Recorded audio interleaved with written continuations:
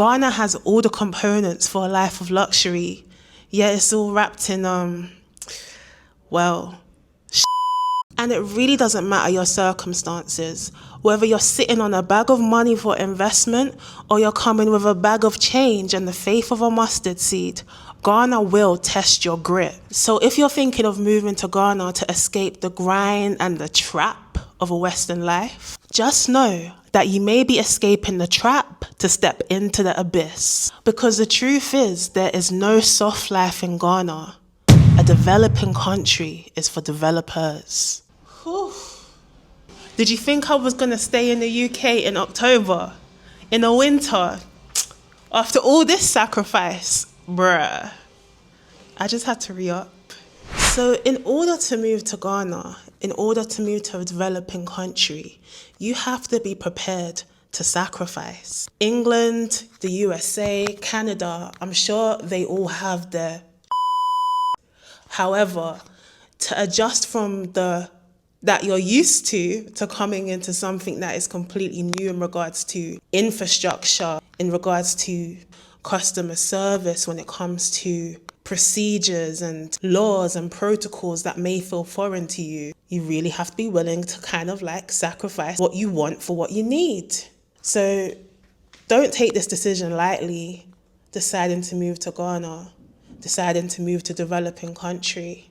If you're gonna come here, you have to be prepared to be a developer in one way or the other.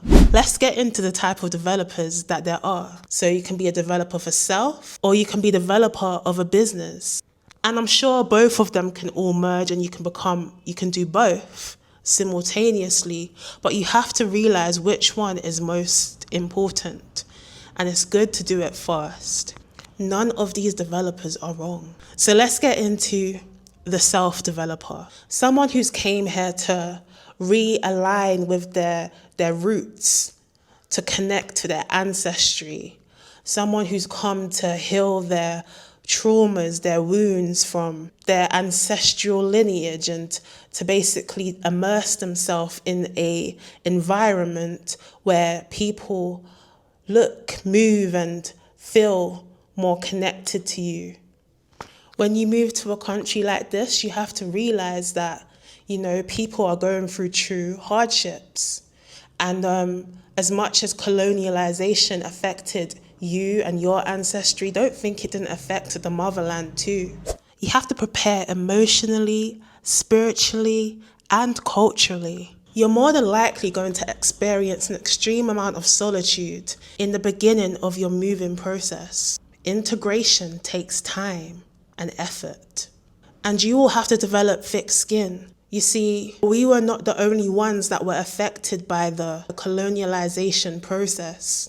People are feeling it harshly here too, and in very tangible ways. And you may learn that if you're trying to form connection through complexion, you may be left disappointed. So work on those beautiful human skills like compassion, grace, and a willingness to listen and to learn. You won't always be accepted. Be prepared for the lifestyle adjustment. Be rational and logistical about your move. Where will you be living? How much will the rent be? How much access do you want to a diaspora community? How can your budget fit into that? Are you going to take baby steps, for example, 6 months in the UK, 3 months in England or America? Are you going to work remotely so that you have income flowing in? You see, yes, Ghana can be cheaper than Western countries. However, money just flows here. Like it just goes like that. And another thing you need to do is to prepare your support network. Be very intentional about making connections on the ground in Ghana, but also be intentional about creating those real borderless bonds with people from your hometown. You'll have to live outside of your comfort zone because no matter your coins, it's a bumpy road here. Literally. You'll be forced to feel the pains of the country. Less convenience can be very humbling. You'll have to adjust socially. Something that shocked me, you see, in the UK, do I know my neighbours' names? No. but I've had to become human again. To take the time out to form real connections without the help of the internet and social media. A beautiful self-development tip that I might share with someone who's seeking to come to Ghana, to Africa, to connect with their Africanness is that you may learn coming here that, there's a sentiment of a cow being born in a pig pen, still being a cow. You see, that validation of being an African does not come from outside of yourself. Know who you are and stand in it. No one has to validate it for you. Now let's move into the business developer. You see, the business developer is really tapping into a booming market. When Sudanese British billionaire Mo Ibrahim was asked about investment in Africa, he stated, Africa offers the highest return on investment in the world. We'll be blind not to see the opportunities. Being here in Ghana, you see Chinese people, Indian people, Lebanese people, the world, you name it, here in abundance, investing, seeing the problems and making real solutions. And at the end of the day, lining their pockets. You see, the benefit of moving into a development country for business that I can see as someone who's not quite ventured in that field just yet is that, there's room for growth. You can make a mistake and you can navigate through it, develop, truly develop. It can cost less to start a business here, but you will definitely have to navigate adaptability. You will have to trust your intuition. When it comes to bureaucracy and corruption, you'll need to learn to navigate respectfully whilst keeping your integrity.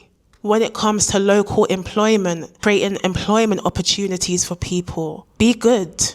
Have fair wages whilst implementing your expectations and values when you're hiring. You have to navigate some of the cultural practices that happens when it comes to employment in Ghana.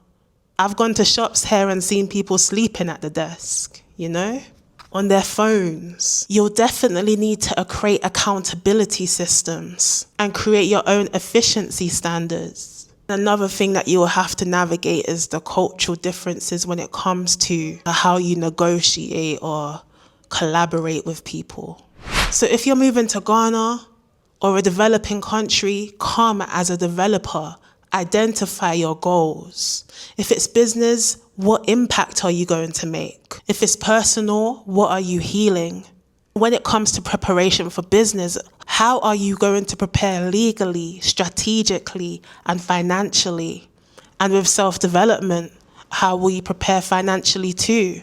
What kind of lifestyle are you looking for? You see, someone coming here for business could probably deal with some more uncomfortabilities when it comes to their lifestyle than someone that's coming here for personal development and growth. In all, you must be willing to adjust. So if you made it this far and you're truly considering the move to Ghana, grab my ebook, Moving to Ghana with Purpose, to get real insight into the cost and processes, as well as a list of practical tools that help me get through daily life here. And for those who have bought it already, thank you. Please leave a review. I hope this was a good video, because I'm sweating right now. Peace on the increase.